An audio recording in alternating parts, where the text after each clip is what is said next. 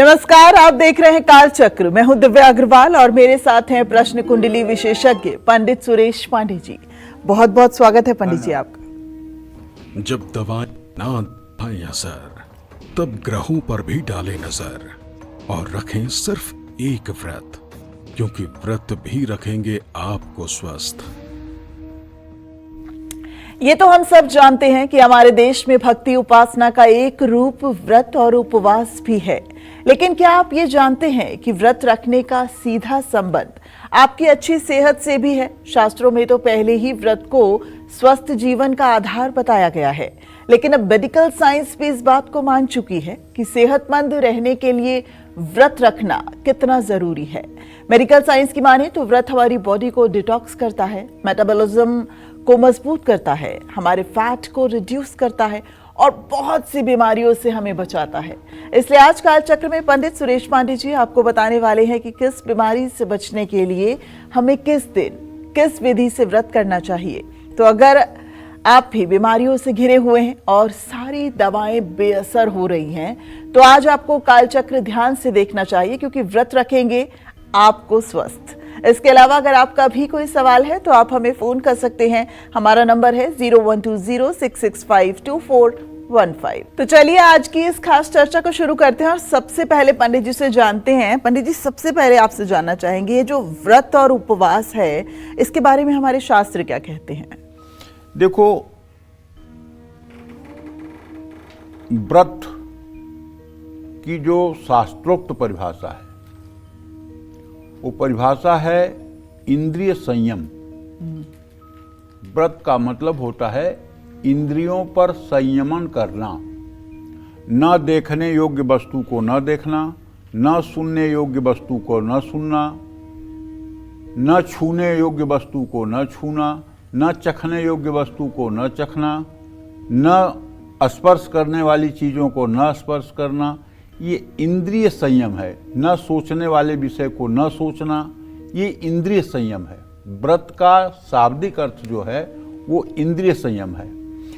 और भगवान श्री कृष्ण ने गीता में अपनी 84 विभूतियों का वर्णन करते हुए जब उन्होंने अर्जुन से बताया है, तो उसमें एक बात ये भी उन्होंने कहा है कि व्रतों में मैं मौन हूं।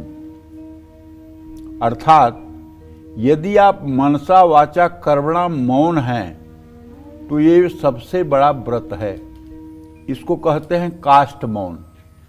कुछ लोग ऐसा मौन रहते हैं कि मौन व्रत तो धारण कर लेते हैं, लेकिन उनसे अगर कोई पूछे कि यहीं मेरा चश्मा रखा था कहाँ है, तो कहेंगे वहाँ है। यहाँ मेरी चाबी रखी थी कहाँ है, वहाँ है। ये मौन नहीं है। मौन वो है जो काष्ठ मौन हो जाए। जैसे लकड़ी कहीं रख दीजिए और उसको जब तक कोई छेड़ेगा नहीं तब तक लकड़ी वहीं रहेगी। उसी तरह से काष्ठ मौन मतलब न मन में हलचल, न तन में हलचल, न मस्तिष्क में हलचल, कहीं कोई हलचल नहीं, सब शून्य और शांत है। ये है मौन व्रत। कुछ लोग कहते हैं कि साधना एकांत में होती है। एकांत का मतलब क्या होता है? एकांत का मतलब लोग ये समझते हैं कि अकेले रहना।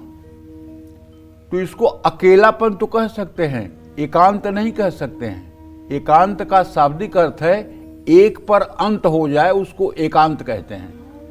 तो इंद्रियों पे तो संयम आ जाएगा बेटा। एक पर अंत हो जाए इसको एकांत कहते हैं। एकांत का मतलब एक कौन है? सिर्फ ईश्वर है।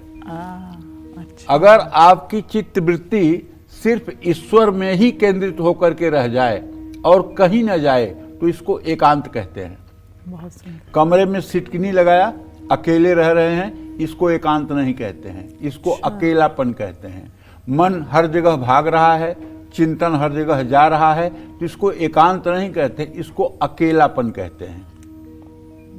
अब दूसरा प्रश्न आपका था उपवास का, ठीक है। तो इस शरीर को सही रखने के लिए, इस शरीर को थोड़ा सा विश्राम देने के लिए उपवास किया जाता है।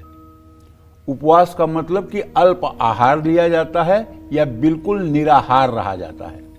उससे क्या होता है कि शरीर में जो गंदगी है वो एक बार साफ हो जाती है और शरीर फिर इस लायक हो जाता है कि वो नए कार्य करने के योग्य हो जाता है।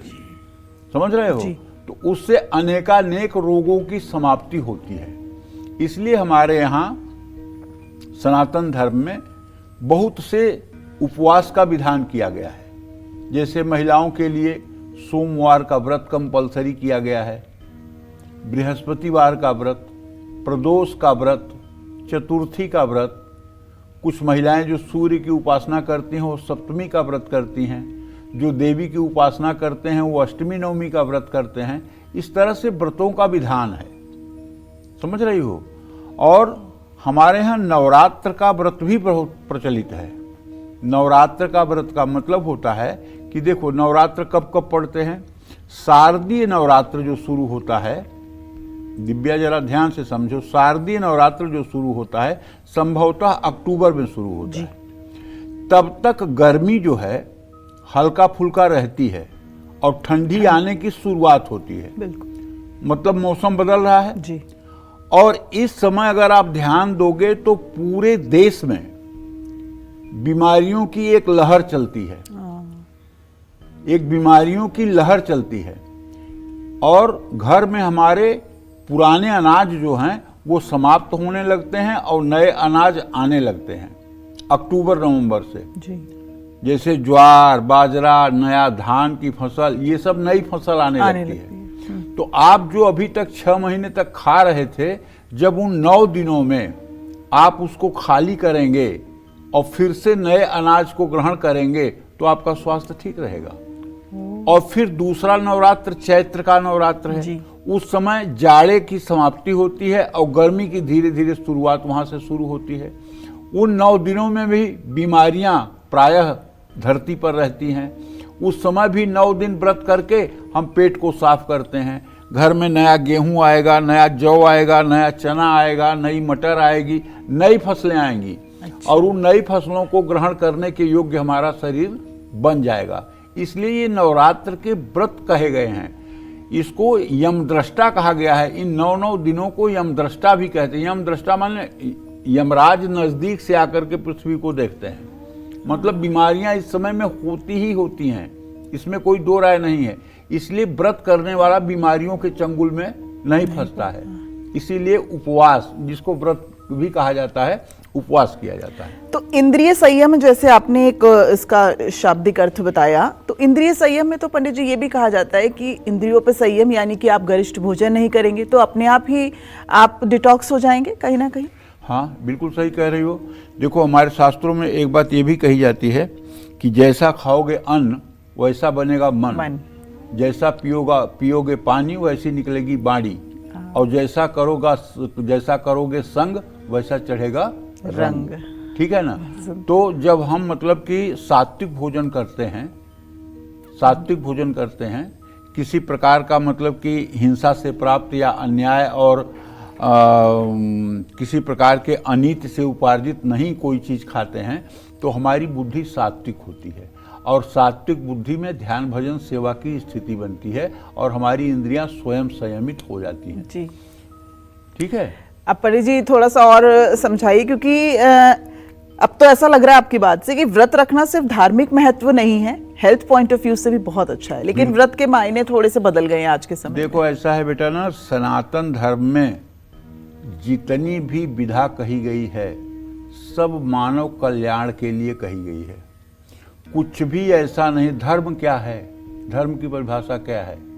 धारयेत इति धर्मः।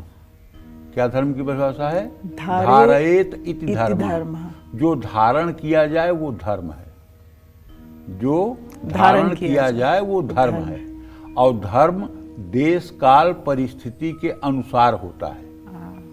जैसे धर्म है किसी जीव की रक्षा करना और किसी जीव की हिंसा न करना धर्म है।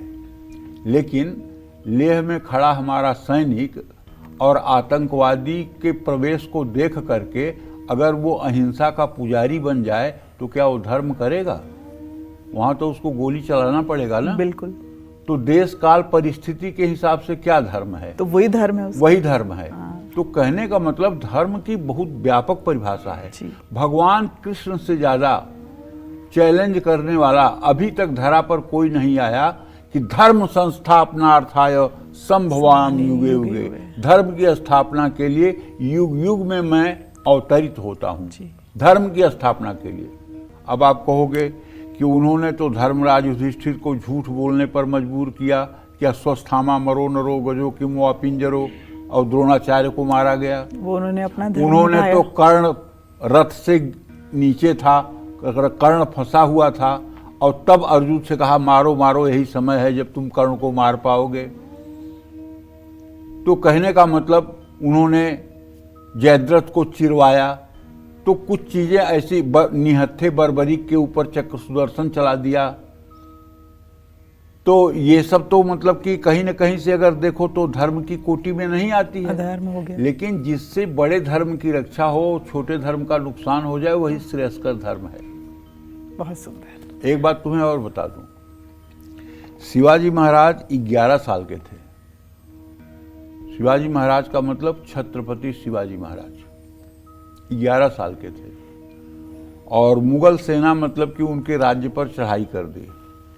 हाँ, तो उनकी माता ने कहा जाओ युद्ध में, तो वो तैयार होकर घोड़े पर, बड़े बहादुर थे, चल दिए। जब गए तो आगे देख के आ रहे हैं कि मुगल आगे अपने 100-200 गायों को करके और पीछे पीछे सेना लेकर आ रहे हैं।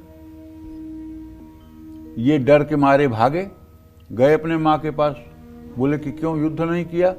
कहें अरे गाय आगे आगे आ रही है, मैं कैसे तलवार चलाऊं, गाय मर गई तो कितना बड़ा पाप होगा। कहें सुनो, सबसे बड़ी माता तुम्हारी ये भारत माता है, उसके बाद गौ माता है, उसके बाद मैं माता हूं। अगर भारत माता की सुरक्षा में ये तेरी जननी भी बीच में आए और गौ माता भी बीच में आए, तो यथासंभव उन्हें नुकसान न हो और तुम्हें अपने लक्ष्य को प्राप्त करना चाहिए। जाओ, तुरंत जाओ। फिर शिवाजी महाराज आए और फिर मुगलों को उन्होंने धूल चटाया, हिंदू पद पातशाही की स्थापना की, समुद्र की उत्ताल लहरों पर भी उन्होंने सनातन धर्म का झंडा फहराया जी। ठीक है। तो कहीं कहीं धर्म की विचित्र स्थिति में निर्णय लेना विवेक का काम है। समझ रही हो? बिल्कुल। जय मां विंध्यवासिनी। बहुत सुंदर। तो अब आप ये तो समझ गए होंगे कि व्रत और उपवास का शाब्दिक अर्थ क्या है और इसके मायने क्या है। तो चलिए आज की खास चर्चा को शुरू करते हैं और सबसे पहले बात करते हैं सोमवार के व्रत की। सोमवार का व्रत रखने से हमें किन बीमारियों में आराम मिलता है, ये व्रत हमें कैसे करना चाहिए और सोमवार व्रत के नियम क्या है, जानते हैं पंडित जी से। बताइए पंडित जी। देखो, सोमवार जो है ये चंद्रमा का दिन है। चंद्रमा मन का कारक ग्रह है और चंद्रमा को भगवान शिव ने अपने पास धारण किया हुआ है। सोमवार का व्रत एक तो चंद्रमा को संतुलित करने के लिए, चंद्रमा के अच्छे प्रभाव के लिए, जिन लोगों की मानसिक स्थिति अच्छी नहीं है, जो लोग डिसीजन मेकिंग पावर से कमजोर हैं, जो लोग गुड प्लानर नहीं हैं, अच्छे योजनाकार नहीं हैं, योजना नहीं बना पाते किसी चीज की, उन सभी लोगों के लिए आवश्यक है। या जिन लोगों के अंदर नेगेटिविटी बहुत ज़्यादा है, हर समय डर लगा रहता है कि कहीं कुछ हो न जाए, फिर बच्चों का क्या होगा, फिर हमारे परिवार का क्या होगा, इस तरह का अगर भय आपके मन में है तो आपको सोमवार का व्रत जरूर करना चाहिए। आपको चंद्रमा के उपाय जरूर करने चाहिए। आपको चंद्रमा के मंत्रों का जप जरूर करना चाहिए। आपको भगवान शिव की आराधना जरूर करनी चाहिए। इसी क्रम में अगर आपको मानसिक रोग में मिर्गी या मानसिक कमजोरी है, या बार बार बेहोश होने की समस्या है, या लंग्स फेफड़ों से जुड़ा हुआ कोई रोग है, या आपकी याददाश्त कमजोर है, या आप तनाव में, एंजाइटी में रहते हैं, तो या आपके मन में कोई अनजाना भय बना रहता है और बहुत ज़्यादा आपको एलर्जी की प्रॉब्लम है, सर्दी जुकाम अक्सर लगा रहता है, या मन बहुत चलायमान है, या नशे की ऐसा एडिक्शन हो गया है कि उससे आप छुटकारा नहीं पा रहे हैं, ऐसे सभी लोगों को सोमवार का व्रत जरूर रखना चाहिए। हर दिन अपने मां के पैर जरूर छूने चाहिए। लेकिन अब दिक्कत है, पुरुष वर्ग जब भगवान शिव की ज्यादा पूजा करने लगते हैं तो उसमें कुछ परसेंट ऐसे लोग भी हैं जो भांग खाने लगते हैं, जो नशा करने लगते हैं, उनसे कहिए क्यों, तो कहते हैं भगवान शिव भी तो भांग खाते थे। अरे भगवान शिव ने तो हलाहल जहर को भी पी लिया था, तू भी पी के दिखाओ 1 लीटर जहर। भगवान शिव की तुलना करोगे? महाजन ये न गतः सुपंथा, बड़े लोगों का जो नकल है उसको मत करो। कृष्ण भगवान ने 1 उंगली पर गोवर्धन उठाया था 7 दिन तक, उठा के दिखाओ। एक बड़ी अटैची होगी वो भी नहीं उठेगी। तो भगवान की नकल नहीं करना चाहिए। और हर समय जितना मैंने बताया है दोष, अगर ये आपके शरीर में है, एंजाइटी, डिप्रेशन, भयभीत होना, चेहरे पर खुशी न होना, हर समय उदास रहना, 24 घंटे में 1 बार न हंसना, ये सब चीजें अगर आपके ऊपर लागू होती हैं तो ओम नमः शिवाय का जप करिए। लेकिन ओम नमः शिवाय का जप आसन पर बैठ करके, दीपक जला करके शुद्धता से करिए। और यदि चलते फिरते करना चाहते हैं तो कहिए ओम सांब सदा शिवाय, सांब सदा शिवाय, सांब सदा शिवाय, सांब सदा शिवाय। ये मतलब कि नाम जप है भगवान शिव का, इसको हर समय कर सकते हैं। और अच्छा करना चाहते हैं तो ओम सोम सोमाय नमः, ओम सोम सोमाय नमः, इस मंत्र का भी जप अगर कोई विद्यार्थी जिसको मन एकाग्र होने में दिक्कत महसूस हो रही है, अगर वो सुबह सोकर उठने पर और रात को सोने से पहले 108 बार इस मंत्र का जप करे तो बहुत जल्दी से जल्दी उसका कंसंट्रेशन, उसकी एकाग्रता ठीक हो सकती है। और जिन लोगों का चंद्रमा ठीक न हो, ऐसे लोगों को ज़्यादा रात तक जागना नहीं चाहिए। पूर्णिमा और एकादशी का व्रत अगर आपकी उम्र अच्छी है और उस उम्र में आप कर सकते हैं तो पूर्णिमा और एकादशी का व्रत करने से भी लाभ मिलता है। जय मां विंध्यवासिनी। तो चलिए अब इसी के साथ राशिफल की शुरुआत करते हैं और सबसे पहले जानते हैं मेष राशि का राशिफल कैसी रहेगी मेष राशि के जातकों की आर्थिक स्थिति, कामकाज, रिश्ते और सेहत, साथ ही क्या है आज का उपाय, शुभ अंक और शुभ रंग, आइए जानते हैं। देखिए, मेष राशि के जातकों को बताना चाहूंगा कि आपका राशि स्वामी मंगल इस समय धन भाव में वृषभ राशि में गोचर कर रहा है।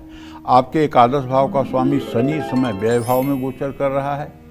आपका कहीं अगर रुका हुआ पहले का पेमेंट है तो वो तो मिल जाएगा, और महत्वपूर्ण प्रोजेक्ट या साझेदार मिलने का योग बना हुआ है। पारिवारिक रिश्ते अच्छे रहेंगे, सेहत भी ठीक रहेगी, लेकिन ज्यादा भागदौड़ से बचना चाहिए। गाय को हरा चारा खिलाना चाहिए, विशेष करके आज बुधवार है। अगर आप कुछ नहीं खिला सकते तो 2 खीरा खरीद के खिला दीजिए, 1 लौकी खरीद के खिला दीजिए अगर चारा नहीं मिल रहा है तो, या अगर रोटी कहीं अगल बगल मिल जाए तो रोटी खिला दीजिए। शुभ रंग आपके लिए केसरिया है। जय मां विंध्यवासिनी। हाई बीपी से आप परेशान हैं, बार बार दुर्घटनाएं हो रही हैं, ज्यादा गुस्सा आता है या फिर आपको हमेशा बुखार सताता है, तो आपको किस दिन, किस विधि और किस नियम से व्रत रखना चाहिए, आइए जानते हैं पंडित जी से। पंडित जी बताइए कौन सा दिन सबसे ज्यादा शुभ है? देखो बेटा, पहली बात तो ये समझो कि रक्तचाप होता क्यों है ज्यादा। रक्तचाप ज्यादा इसलिए होता है कि हम जब ज्यादा टेंशन लेते हैं, भविष्य के प्रति बहुत ज्यादा मतलब कि हम सोचते हैं, या कोई परिस्थिति ऐसी होती है जो हर समय हमारे चिंतन में बनी रहती है, या हम नमक का सेवन ज्यादा करते हैं, तो ब्लड प्रेशर की स्थिति बनती है। ब्लड प्रेशर 2 प्रकार का होता है, एक उच्च रक्तचाप, एक निम्न रक्तचाप। High blood pressure, low blood pressure, दोनों ही खतरनाक है। दोनों ही खतरनाक है, समझ रहे हो। तो जिन लोगों को उच्च रक्तचाप है, या बात रोग या गठिया की समस्या है, गठिया माने समझती हो, रोमेटिक अर्थराइटिस, जिसमें हाथ टेढ़े होने लगते हैं, पैर टेढ़ा होने लगता है, कूल्हे की हड्डियां खराब हो जाती हैं, शोल्डर की हड्डियां खराब हो जाती हैं, बड़ा गंदा रोग है। पूर्व जन्म में बड़ा खराब प्रारब्ध जिसका होता है वही रोमेटिक अर्थराइटिस का पेशेंट बनता है। पूर्व जन्म के बहुत गंदे प्रारब्ध के कारण ये रोग मिलता है। वैसे रोग तो सारे पूर्व जन्म के प्रारब्ध के ही आधार पर होते हैं जी। लेकिन यहाँ विषय ये है कि अगर ये समस्या है या चेहरे पर आपके दाने फोड़े फुंसियाँ बहुत ज़्यादा होते हैं, बार बार चोट लगती है या जख्म हो जाता है या बार बार बुखार आता है, गुस्सा आता है, तो रक्त संबंधित कोई बीमारी है तो मंगलवार का व्रत जरूर करना चाहिए। आप देख लीजिए किसी की कुंडली में अगर मंगल और सूर्य साथ में होगा तो ऐसे आदमी का गुस्सा नाक पर होगा। मंगल और राहु अगर किसी की कुंडली में साथ में होगा तो ऐसा आदमी अंगारक योग में पैदा हुआ, 2 मिनट में कहिए तो पूरी लंका जला देगा। 2 मिनट में ऐसी गुस्सा करेगा कि सारी मर्यादाओं को भूल जाएगा। तो भाई जब मंगल राहु के साथ है, अंगारक योग बना रहा है, तो मंगल का उपाय तो करना पड़ेगा ना। और मंगल का उपाय करने के लिए मंगलवार का व्रत करिए, हनुमान की उपासना करिए, मंगल ग्रह के मंत्रों का जप करिए। अगर आप मानते हैं कि आपका स्वभाव उग्र है या आप हिंसात्मक हो जाते हैं तो आप मंगलवार का व्रत जरूर करिए। और मंगलवार के व्रत में आप कोशिश करिए कि मौन व्रत भी रहने की कोशिश करिए। अगर बार बार आपसे एक्सीडेंट हो रहा है, दुर्घटना हो रही है, तो आप हनुमान जी की खूब उपासना करिए।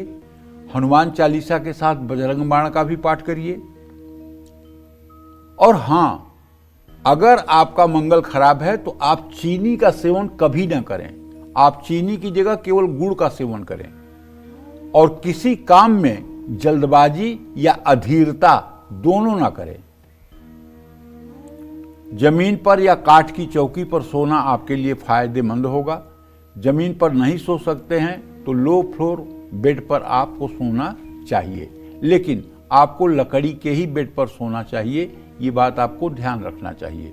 दूसरी बात आपको ये ध्यान रखना चाहिए कि अगर आपको तनाव हो तो तनाव से मुक्ति के लिए जो भी आपके इष्ट देव हैं, राम, कृष्ण, हरि, शिव, दुर्गा, हनुमान, भैरव, जो आपके इष्ट हों, आपको इष्ट का चिंतन करते हुए उनके नाम का जप भी करना चाहिए।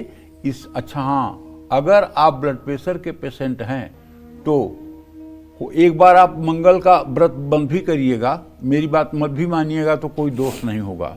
लेकिन किसी एक्सपर्ट विशेषज्ञ चिकित्सक से परामर्श लेकर के दवाइयाँ लिखवा लीजिएगा और दवाइयों को नियम से सेवन करिएगा।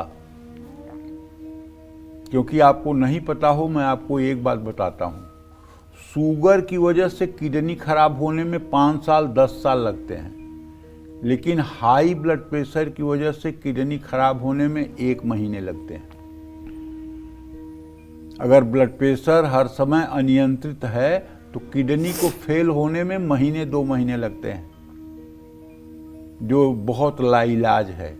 इसलिए दवाई से लापरवाही बिल्कुल ना करें, चाहे आप मेरा उपाय करें या ना करें, लेकिन जो औषधि है उसकी ब्लड प्रेशर की, उसको आप सुबह शाम खाएं। ये नहीं कि 2 दिन ब्लड प्रेशर आपने मॉनिटर कर लिया और सही है तो लगे भाषण देने, अरे कहाँ ब्लड प्रेशर कुछ नहीं होता है, ये सब फालतू की बातें हैं, मैं तो दवाई भी नहीं खाता हूँ, एकदम ठीक रहता हूँ। ऐसा फंसोगे ना कि पानी नहीं पाओगे। सच्ची बता रहा हूँ, ये ओवर कॉन्फिडेंस करने वालों को मैं देख चुका हूँ। उसमें क्या होता है, आवाज़ ही चली जाती है, न अपने मुंह से खा पाते हैं न बोल पाते हैं, और फिर पूरे परिवार का जीवन नरक कर देते हैं। पूरा परिवार परेशान होता है। पूरा परिवार उस दुख की घड़ी में किस स्थिति से गुजरता है जिसकी कोई सीमा नहीं। इसलिए मरना या मतलब कि जीवन, ये तो भगवान के हाथ में है, प्रभु के हाथ में है, लेकिन दवाइयाँ तो करिए।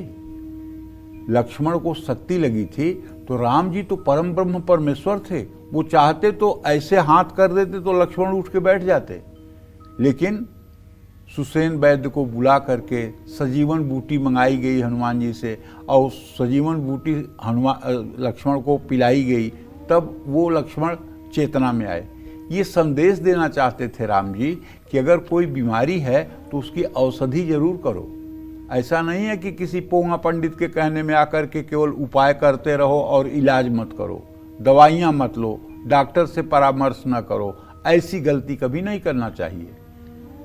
दवा और दुआ दोनों एक साथ चलना चाहिए। भगवान से प्रार्थना भी करते रहिए, दवाइयाँ भी करते रहिए, और भगवान की कृपा से दवाइयाँ छोटी सी भी आपके लिए अमृत हो जाएंगी। लेकिन ये कहिए कि नहीं, मैं तो केवल मतलब कि जो है भगवान के आशीर्वाद के, इतना फिर आपका संकल्प होना चाहिए। अब ये संकल्प लोगों का होता नहीं है, बहुत मुश्किल है। कहना बहुत आसान है, करना बहुत मुश्किल है। जय मां विंध्यवासिनी। तो व्रत किस दिन रखने से आपको पूर्ण स्वास्थ्य लाभ मिलेगा, ये खास चर्चा आगे भी जारी रहेगी। लेकिन अब जल्दी से बात कर लेते हैं वृषभ राशि के राशिफल की। कैसी रहेगी इनकी आर्थिक स्थिति, कामकाज, रिश्ते और सेहत, साथ ही क्या है आज का उपाय, शुभ अंक और शुभ रंग, आइए जानते हैं। वृषभ राशि के जातकों को बताना चाहूंगा कि आपका राशि स्वामी शुक्र इस समय सिंह राशि में चतुर्थ भाव में गोचर कर रहा है। आपके भाग्य भाव का स्वामी शनि उससे खराष्टक योग बना रहा है। प्रशंसा तो मिलेगी, घर में शुभ कार्य की योजना भी बन सकती है। शारीरिक और मानसिक स्वास्थ्य उत्तम रहने का संकेत है।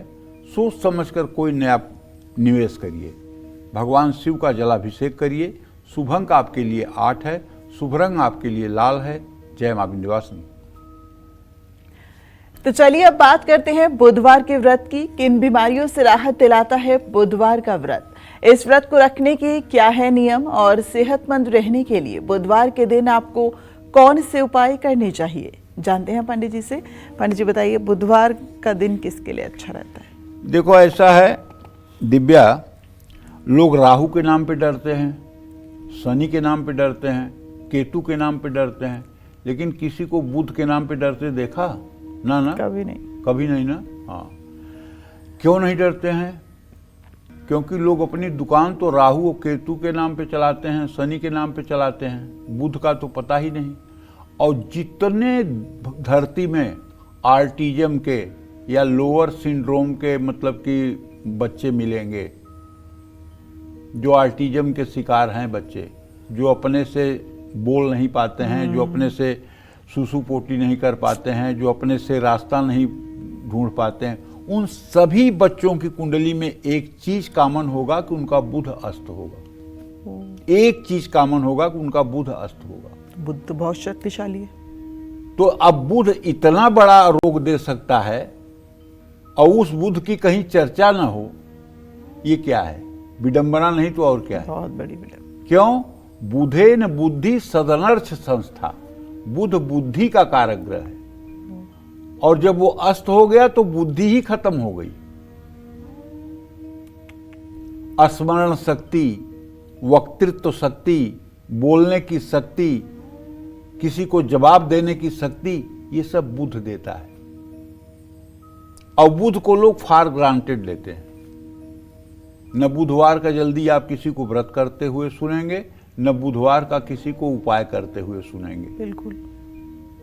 जबकि बहुत जरूरी है।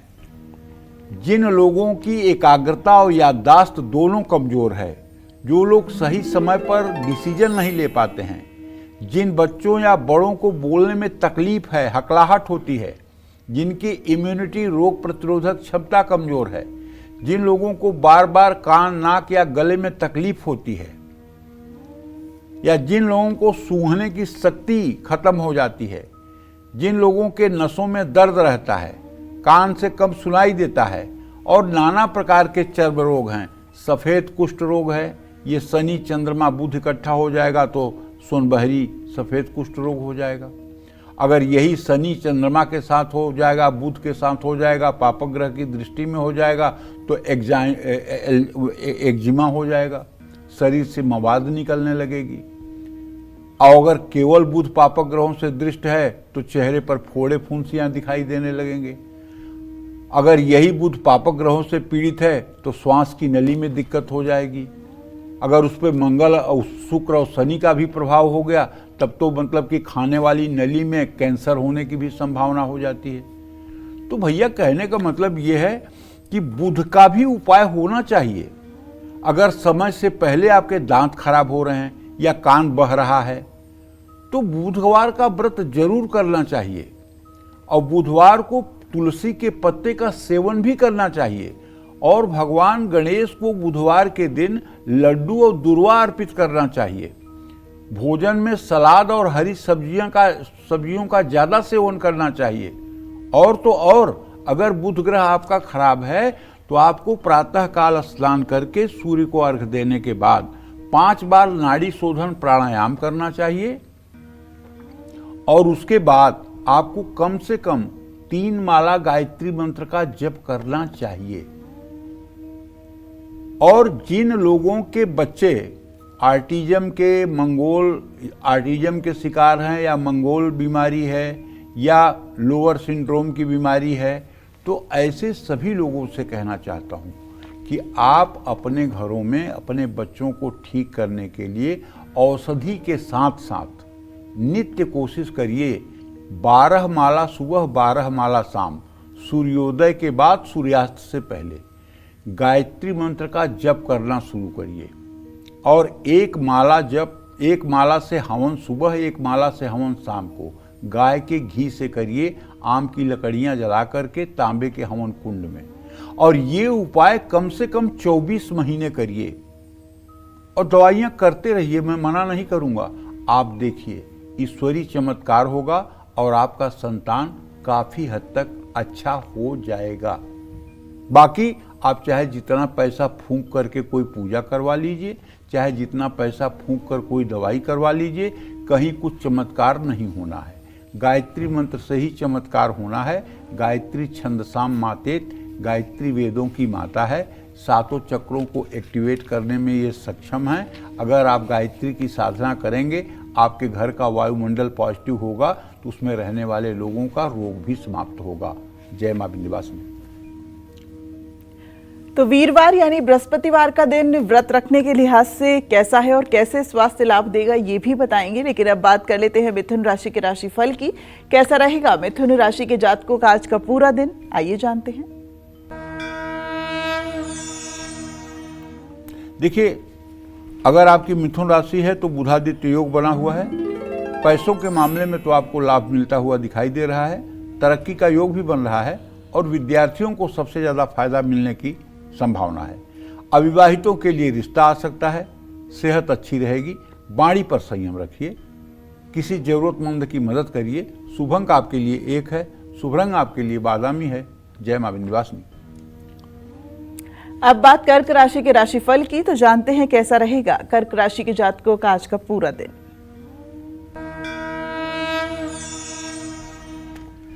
देखो, कर्क राशि के जातकों को बताना चाहूंगा कि आपके राशि में तो बृहस्पति इस समय 7 अंश 28 कला पर गोचर कर रहे हैं। लेकिन व्यय भाव में जो बुधादित्य योग हो गया है, इससे खर्चों पर नियंत्रण रखना जरूरी है।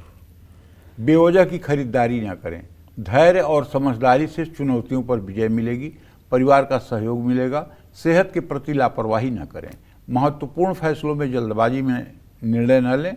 किसी भूखे व्यक्ति को भोजन कराएं। शुभ अंक आपके लिए 9 है। शुभ रंग आपके लिए सफेद है। जय मां विंध्यवासिनी। चलिए अब बात करते हैं उस व्रत की जिसे रखकर कुछ खास उपाय करने से लीवर, पित्ताशय और कैंसर जैसी बड़ी बीमारियों में आराम मिल सकता है। आइए जानते हैं पंडित जी से। पंडित जी, थर्सडे वीरवार है क्या वो दिन? देखो बेटा, जिन लोगों का समय से पहले दांत खराब हो रहा है, उन लोगों का दांत खराब होता है जिन्हें बचपन से ही पायरिया है। हाँ। जिनके दांत से खून आती है, जिनके दांत से मवाद आती है, जिनके मुंह से बोलने पर दुर्गंध आती है, ठीक है ना, ये बाई बर्थ रोग है। ये पायरिया का रोग जो है जल्दी से दांतों को खराब करता है। ऐसे लोगों का दांत कम उम्र में ही खत्म हो जाते हैं।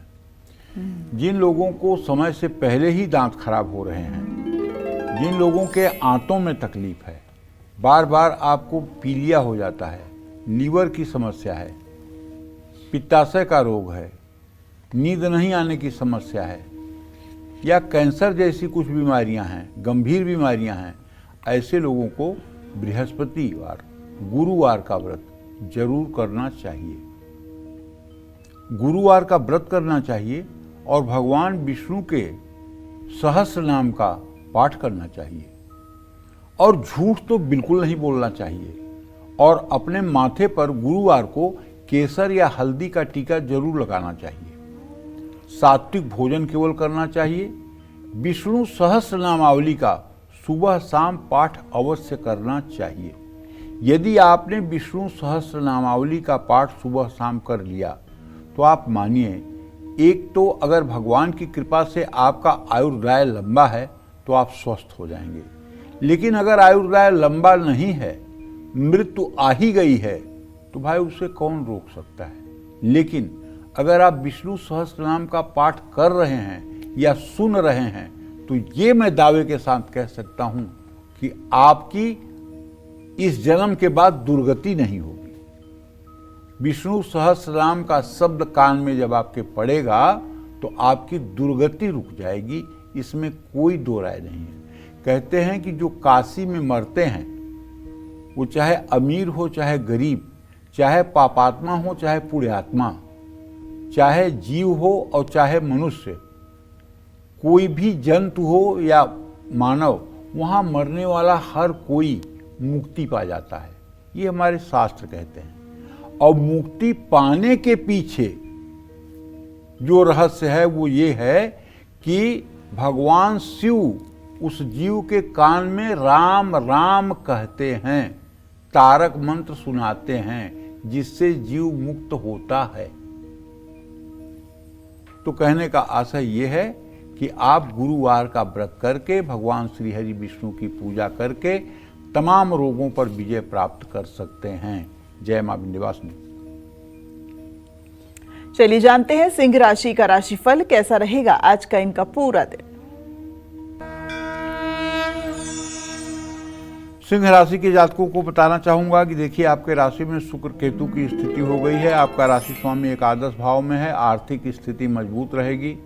सरकारी नौकरी और कारोबार दोनों में सफलता मिलेगी। परिवार में सम्मान बढ़ेगा। स्वास्थ्य का साथ मिलेगा। आत्मसम्मान बढ़ेगा। अहंकार से बचें। सार्वजनिक स्थान पर पेड़ पौधे लगाएं। शुभ अंक आपके लिए 2 है। शुभ रंग आपके लिए पीला है। जय मां विंध्यवासिनी। चलिए अब बारी आती है शुक्रवार के व्रत की। शुक्रवार का व्रत हमें किन बीमारियों से बचाता है, ये व्रत हमें कैसे करना चाहिए और व्रत रखने के बाद हमें कौन से खास उपाय करने चाहिए, आइए जानते हैं पंडित जी से। पंडित जी बताइए अब शुक्र क्या कहता है। देखिए, शुक्रवार का व्रत जो है, शुक्र जो है शरीर में बहुत कुछ चीजों को कंट्रोल करता है।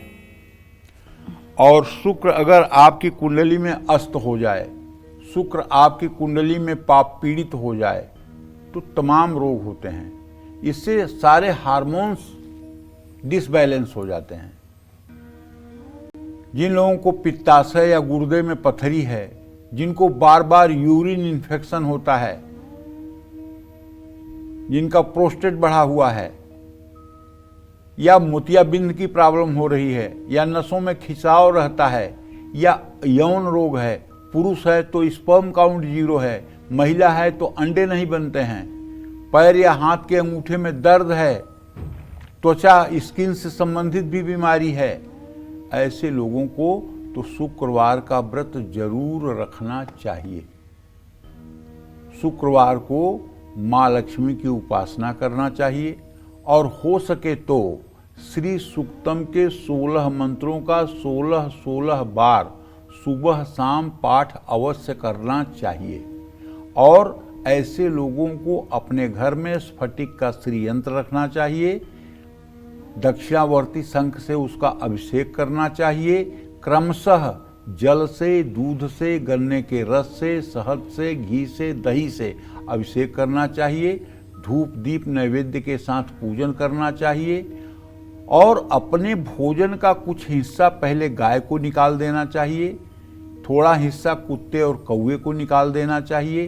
दही या छाछ का सेवन दोपहर के समय जरूर करना चाहिए। जय मां विंध्यवासिनी। तो चलिए अब बात कर लेते हैं कन्या राशि के राशिफल की। कैसी रहेगी कन्या राशि के जातकों की आर्थिक स्थिति, कामकाज, रिश्ते और सेहत, साथ ही क्या है आज का उपाय, शुभ अंक और शुभ रंग, आइए जानते हैं।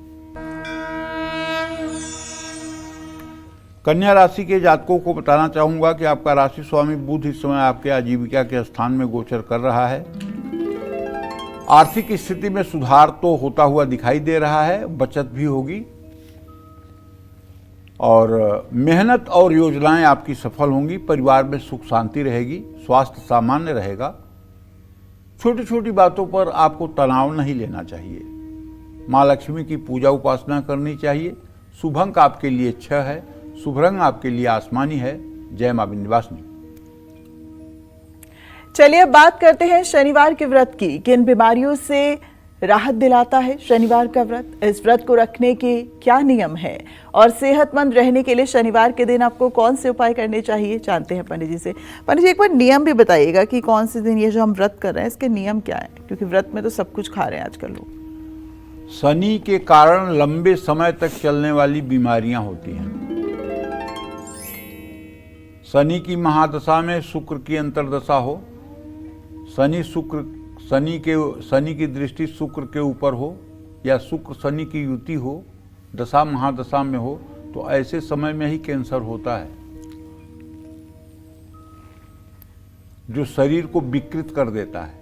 जिन लोगों के पैर और जोड़ों में हमेशा दर्द रहता है, जिन लोगों को पैरालिसिस, एक्जिमा, अपरस की शिकायत है, शरीर में कहीं भी गांठ बन जाती है, मेंटल डिजीज है, ऐसे लोग जिनका इलाज लंबा चल रहा है, समय से पहले दांत आँख खराब हो रहा है, समय से पहले सिर के बाल झड़ गए हैं, हड्डियां कमज़ोर हो रही हैं, पेट के रोग हैं, अनावश्यक चिंता और तनाव है, तो ऐसे लोगों को शनिवार का व्रत जरूर रखना चाहिए। झूठ बोलना और दूसरों का बुरा करने से बचना चाहिए। अपने नाखून, आँख और मुंह में गंदगी नहीं रखनी चाहिए। पीपल के पेड़ के नीचे कुछ देर तक जरूर बैठना चाहिए। और मैं तो कहूँगा, अगर आप शनिवार का व्रत करते हैं तो कलयुग के प्रत्यक्ष देवता हनुमान जी हैं, आपको सुंदरकांड का भी पाठ करना चाहिए।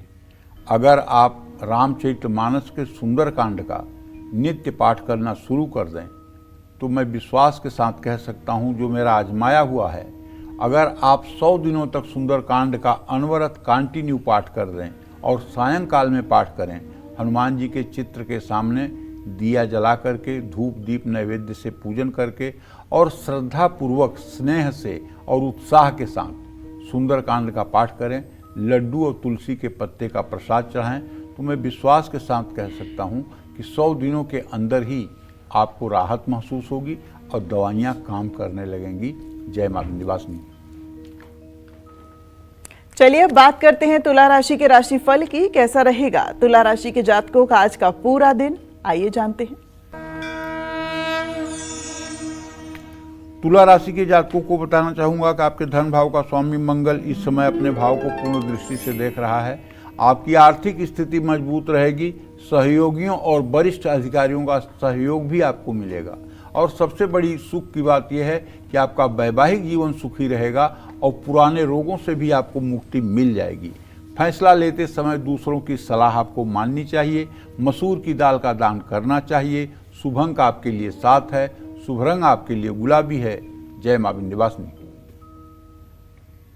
जो लोग हार्ट यानी दिल की बीमारी से परेशान हैं, जिनका पाचन कमजोर रहता है, जिन्हें हड्डियों और आंखों से जुड़े रोग बार बार सताते हैं, वो लोग किस दिन का व्रत किस विधि से करें, आइए जानते हैं पंडित जी।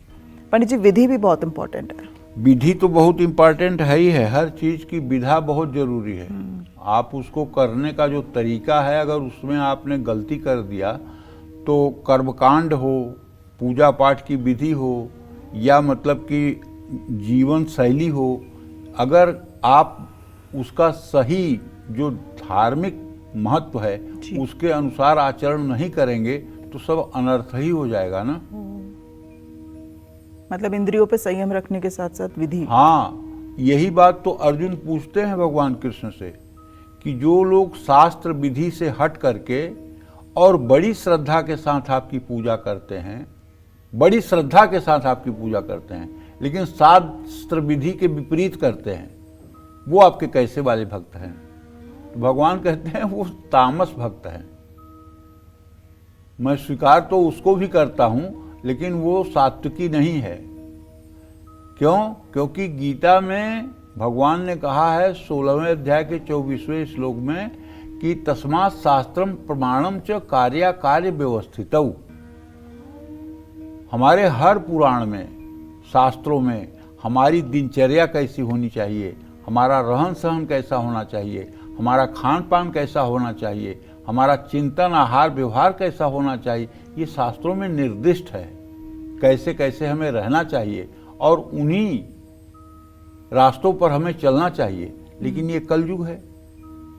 सब नर कल्पित करहि अचारा, बरन न जाई अनीति अपारा। गोस्वामी तुलसीदास जी लिखते हैं, सब लोग कल्पना करके जीवन जीते हैं, कल्पना लोक में जीवन जीते हैं और अनीति करते हैं। सब नर कल्पित करहि अचारा, अपना अपना एक पंथ बना लेते हैं, अपना अपना एक आइडियोलॉजी बना लेते हैं और उसके अनुसार जीना शुरू करते हैं।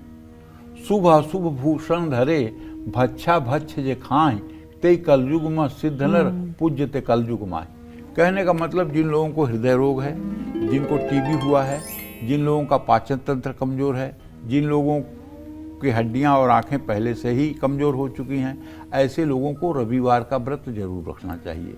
भोजन में गेहूं दलिया जरूर खाना चाहिए, तांबे के बर्तन में जल पीना चाहिए, हर रोज सूर्य को जल देना चाहिए। और मैं तो कहूँगा, अगर आप सिर्फ और सिर्फ नित्य नाड़ी शोधन प्राणायाम करना शुरू कर दीजिए तो 3 साल के अंदर ही आपके सारे रोग सफा दफा हो जाएंगे। जय मां विंध्यवासिनी। चलिए जल्दी से जानते हैं वृश्चिक राशि का राशिफल।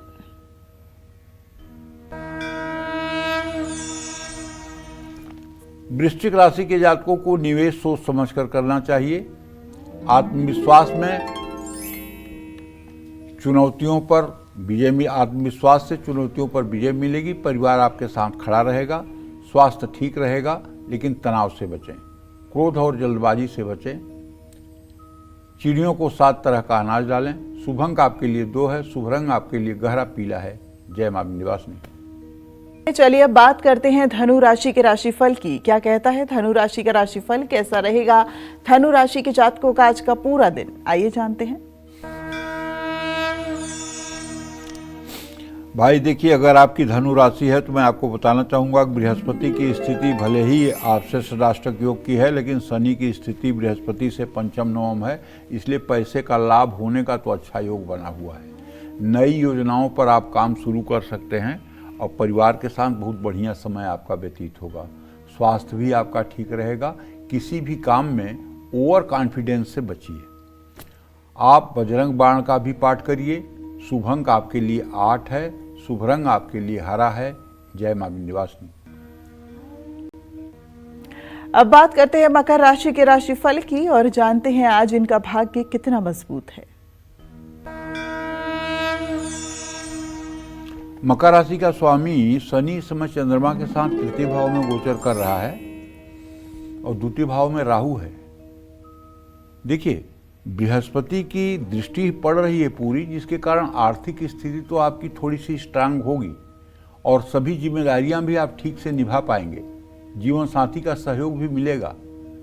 सेहत में मामूली उतार चढ़ाव भी हो सकता है, इसलिए काम में अपना ध्यान लगाएं, ध्यान भटकने न दें। सरसों के तेल का दान करें। शुभ अंक आपके लिए 6 है, शुभ रंग आपके लिए गुलाबी है। जय मां विंध्यवासिनी। और अब बात करते हैं कुंभ राशि के राशिफल की और जानते हैं कुंभ राशि के जातकों के लिए आज का दिन कैसा रहने वाला है। कुंभ राशि के स्वामी शनि देव इस समय मीन राशि में चंद्रमा के साथ गोचर कर रहे हैं। मैं बताना चाहूंगा कि आपके राशि पर शुक्र की पूर्ण दृष्टि है। पंचम भाव में बुधादित्य योग है। नई योजनाएं आप बनाएंगे। नौकरी और व्यापार दोनों में तरक्की होगी। परिवार में खुशियों का माहौल रहेगा। सेहत अच्छी रहेगी, मन शांत रहेगा। किसी पर आंख बंद करके भरोसा न करें। उड़द की दाल की खिचड़ी बनाकर खाएं। शुभ अंक आपके लिए 5 है, शुभ रंग आपके लिए आसमानी है। जय मां विंध्यवासिनी। और अब बात मीन राशि के राशिफल को जानने की, तो जानते हैं आज इनका भाग्य क्या कहता है।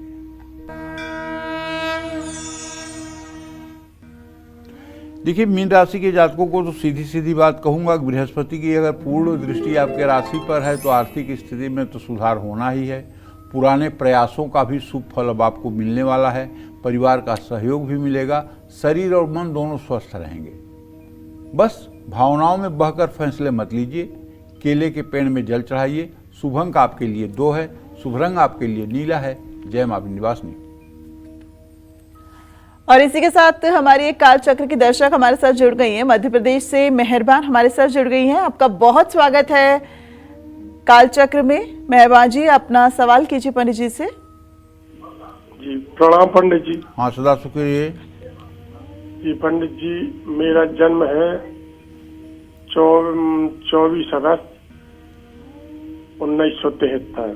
जी समय है दोपहर 12:15। जी जी कर्जा भी बहुत हो गया है, तबीयत ठीक नहीं रहती है। माता जी की दवाई करवा के मृत्यु हो गई, पिताजी की भी दवाई करवा के मृत्यु हो गई। अब गुरुजी कौन सी राशि माने? नाम हमारा मेहरबान सिंह है। क्या करें, बहुत परेशान है गुरुजी। कुछ समझ में ही नहीं देखिए, आता। मैं आपको एक चीज बताना चाहूंगा। परिस्थितियां तो आपकी बहुत विपरीत चल रही हैं, इसमें तो कोई दो राय नहीं है, क्योंकि आपके राशि में केतु भी चल रहा है प्रचलित नाम के हिसाब से, मेहरबान सिंह के हिसाब से, और शनि की ढैया भी चल रही है। आपको एक उपाय बताता हूं, करिए, मुझे लगता है कि इससे आपको फायदा मिलेगा। आप शनिवार की शाम 7 सरसों के तेल का दिया पीपल के पेड़ के नीचे जलाइए, और हर दिए के पास एक एक पान का पत्ता रखिए, और उस पान के पत्ते पर एक एक बतासा या पेड़ा रखिए, और हर पत्ते पर एक एक रुपए का सिक्का रखिए, और पीपल की 7 परिक्रमा करके सारा सामान वहीं छोड़ करके अपने घर चले आइए। ये उपाय 7 शनिवार करिए, निश्चित रूप से रोगों में राहत मिलेगी और थोड़ी सी आर्थिक स्थिति में सुधार की भी एक किरण दिखाई देगी। अगर इस उपाय को और ज़्यादा समय तक कंटिन्यू करेंगे तो ये लाभ आपको दिखाई देगा। और हाँ, अगर और कुछ अच्छा करना चाहते हैं तो शनिवार को काली गाय, काला कुत्ता और कौवे को तेल लगी, सरसों की तेल लगी रोटी जरा सा नमक लगा करके उसे भी खिलाने की कोशिश करिए। इससे भी आपका पितर दोष समाप्त होगा, और जब पितर दोष समाप्त होगा तो आपके घर में अपने आप खुशियां आएंगी। जय मां विंध्यवासिनी। वहीं हिमाचल प्रदेश से हेमलता जी भी इस वक्त हमारे साथ जुड़ गई हैं। हेमलता जी, बहुत स्वागत है आपका काल चक्र में। जल्दी से पंडित जी से अपना प्रश्न कीजिए। हाँ जी पंडित जी, नमस्कार जी। हाँ, नमस्कार। पंडित जी, मेरा नाम प्रेमलता है। प्रेमलता, मैं अपने बेटे के बारे में पूछना चाहती हूँ। जी। मेरे बेटे की उम्र है 22 जुलाई 2009। उसके भविष्य और लंबी उम्र के लिए आप उपाय बताइए। देखिए, बेटे के लंबी उम्र के लिए तो जो उपाय है वो ये है कि आप नियम बना लीजिए कि रोज सवेरे घर में चाहे शिवलिंग रख लीजिए और चाहे शिवालय में जाकर के गाय का दूध शिवलिंग पर चढ़ाना शुरू कर दीजिए। उसके बाद जल चढ़ाइए। उसके बाद में हो सके तो शहद, दही, ये सब भी चढ़ाइए, लेकिन दूध आवश्यक है। दूध चढ़ाकर, जल चढ़ाकर, अगर धूप दीप जलाकर भगवान शिव की पूजा करते रहें, आप भगवान शिव की आराधना करते रहें, तो निश्चित रूप से आपके बेटे की लंबी उम्र होगी और निरोग भी रहेगा। जय मां विंध्यवासिनी। कुंडली में ऐसे कौन से 2 ग्रह हैं जो रहस्यमयी बीमारियों को जन्म देते हैं, और इनकी काट क्या है, जानते हैं पंडित जी से। पंडित जी बताइए, कौन से हैं वो 2 ग्रह? देखो, राहु और केतु ये रहस्यमयी बीमारियां देता है। राहु की बीमारियां शुरू में छोटी और बाद में गंभीर हो जाती हैं। राहु से होने वाली बीमारियों का कारण पता करना काफ़ी मुश्किल हो जाता है, लेकिन राहु के रोग अपने आप ही खत्म भी हो जाते हैं। राहु अपनी सेहत बिगाड़ अगर रहा है तो चंदन के इत्र का प्रयोग करें या चंदन का तिलक लगाएं। गले में तुलसी की माला धारण करें। अपना आहार सात्विक रखें। केतु भी राहु की तरह रहस्यमयी बीमारियां देता है। केतु के कारण रक्त, त्वचा और त्वचा से संबंधी बीमारियां हो सकती हैं। राहु की ही तरह केतु से होने वाली बीमारियों का कारण और निवारण समझना भी बहुत मुश्किल होता है। केतु कल्पना की बीमारी देता है। केतु के रोगों से बचने के लिए हर रोज स्नान करें, धर्म स्थान में जरूर जाएं, वहां जाकर सेवा करें, भूखे लोगों को भोजन कराएं, अपनी क्षमता अनुसार गुप्त दान करें। लेकिन आपको बता दूं, राहु जो है ये ऊपरी आत्माओं की बाधा भी देता है, और राहु ही वो ग्रह है जो स्किज़ोफ्रेनिया की बीमारी देता है। स्किज़ोफ्रेनिया माने लोग कहते हैं मेरे पीछे कोई पड़ा हुआ है, मुझे किसी की आवाज़ सुनाई देती है, मेरे आंगन में कुछ चलने की आवाज़ सुनाई देती है, मुझे पायल की छम छम आवाज़ सुनाई देती है। ये क्या है? ये मतलब कि आत्माओं का भय, और ये स्किज़ोफ्रेनिया नाम की एक बीमारी है। ज़्यादा देर तक हाथ धोना, शुद्धता अशुद्धता की बीमारी मन में हो जाना, ये शुद्ध है या अशुद्ध है हर समय इसी में लगे रहना, ये सब राहु केतु की बीमारी है। राहु केतु के उपाय से ये चीज़ें ठीक हो सकती हैं। और राहु केतु का सबसे बढ़िया और सबसे अच्छा विकल्प उपाय ये है कि आप भगवती दुर्गा और भगवान गणेश की उपासना कसकर करें। जितनी बढ़िया आप दुर्गा की उपासना और गणेश की उपासना करेंगे, उतना ही राहु और केतु कंट्रोल होंगे। अगर किसी को ब्रेन स्ट्रोक आ रहा है या किसी को मतलब कि ब्रेन हेमरेज हो रहा है, तो निश्चित उसका केतु खराब है। और अगर किसी को हड्डियों में ज़्यादा बार चोट लग रही है या दुर्घटना हो रही है, तो निश्चित रूप से उसका राहु ज़्यादा खराब है। तो इस तरह से जान करके अगर राहु केतु के उपाय किए जाएंगे तो सफलता मिलेगी। जय मां विंध्यवासिनी। तो इसी के साथ पंडित जी, आज हमारे दर्शकों को इतनी विशिष्ट जानकारी देने के लिए आपका बहुत धन्यवाद। धन्यवाद।